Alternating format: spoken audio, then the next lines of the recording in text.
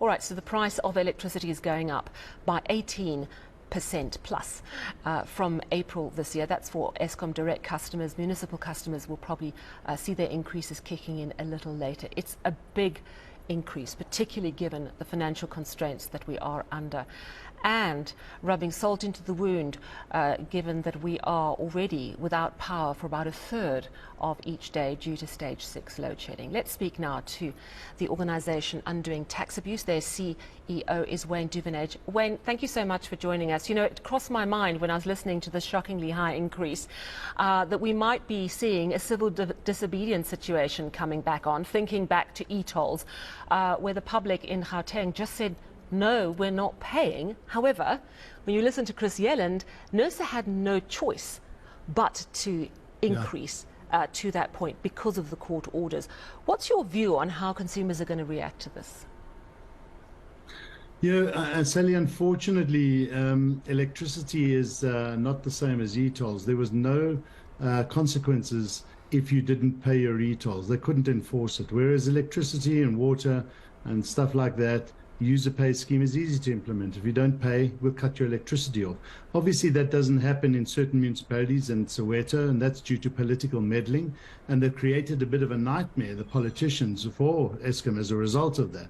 But that's another issue for another day. I think, you know, from a 32% increase to 18, it's not nice. But as Chris Yelland says, if I hear you correctly, and listening to him earlier, that you know, we're in a very, very tough situation. Electricity is being pushed closer and closer to becoming a luxury item. And unfortunately, the poorest of the poor suffer the most under these circumstances. Yeah, so okay, so you've explained that it's not going to work for people to say I refuse to pay, because then they'll just be cut off. Yeah. However, there are going to be surely a higher proportion of people with this increase coming in who won't be able to meet those bills. So they will be facing even more darkness than the rest of us with stage 6 load shedding are facing. At what point does that create its own problems? Because Eskom will then have less customers who are paying anything. And increasingly, we know that Eskom is actually selling less and less power. And so it's a double-edged sword, and they can't make enough. They've still got these costs. And unfortunately, Sally, this is the outcome of just bad management and political meddling since 2008, when the first multi-year price determination came in. Medupi and Kusile both priced it being a 70 billion rand projects, ended up close to well over 2.5 times that. Corruption, rampant corruption, productivity dropping because they increased their headcount by 50% with no increase in output. All of this is, and then increases just carried on in salaries and so forth, all of this without maintaining the power plants, which are now broken. It leads to, it just stems from very bad politics, very bad government, very bad management. This is the consequences of that. And we have to fix it. And unfortunately, it's going to cost a lot of money. And if we don't fix it, and if we don't pay, then the problem just gets bigger. Businesses close down, jobs get shed, people don't invest here. It just it gets worse and worse. So what do you foresee as the outlook for this year, bearing in mind that we are already cash-strapped as consumers, that businesses are hit hard by load shedding, as are households, that those who have invested in alternative power, perhaps a generator, for example, are outlaying extra on diesel and petrol. And you could say, well, you're not going to be paying as much on your electricity bill because you're not paying for power for 6 to 8 hours a day. The reality is it doesn't equate, does it? No, and you don't mind paying for power, obviously not at these high prices if you're getting it. So it's becoming quite frustrating. Unfortunately, it's one of those situations where we have to, again, learn how to tighten our belts.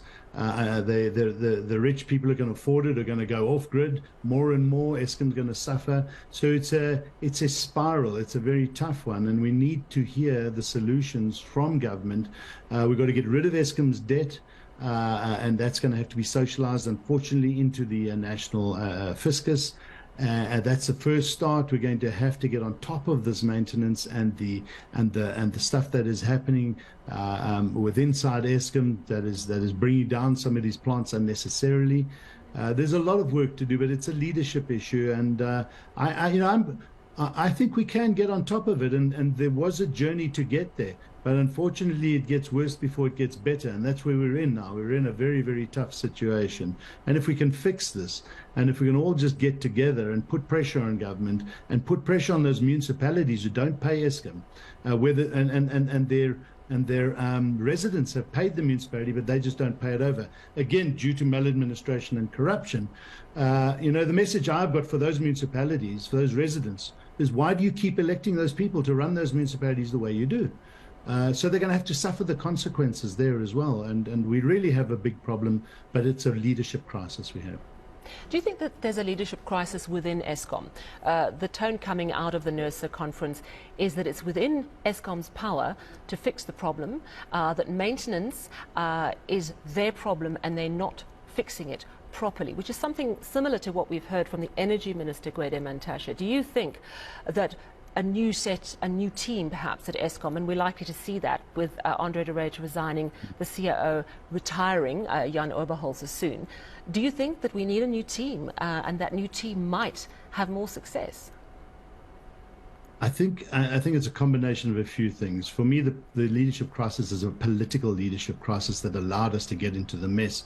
I think Andre de Ruyter and Jan Oberholzer, had the unenviable task of trying to fix something that was completely broken. And that's not going to happen, whether it's them or others, overnight. It's going to take time. But we need to do things very differently. We need to move faster. We need to remove the red tape that stifles the broken institution like Eskom to move forward, to put in place the repairs, to get the leadership. And the leadership as well is not just two people sitting at head office. It is the management processes at every power station. It is dealing with the coal quality that is coming into those power plants and the theft of that coal. It's a multifaceted problem that is happening. The coal mafia is a reality. Sabotage and collusion are realities that Eskom are facing every day. Two people aren't going to fix that. It needs a team and to deal with the corruption and this maladministration. And I think whoever goes in there, we need to get behind them and support them and not castigate them because they're trying to fix a system that's been held together with elastic bands and sellotape for the last decade. Thank you so much for chatting to us. That's Alta CEO Wayne Duvenage.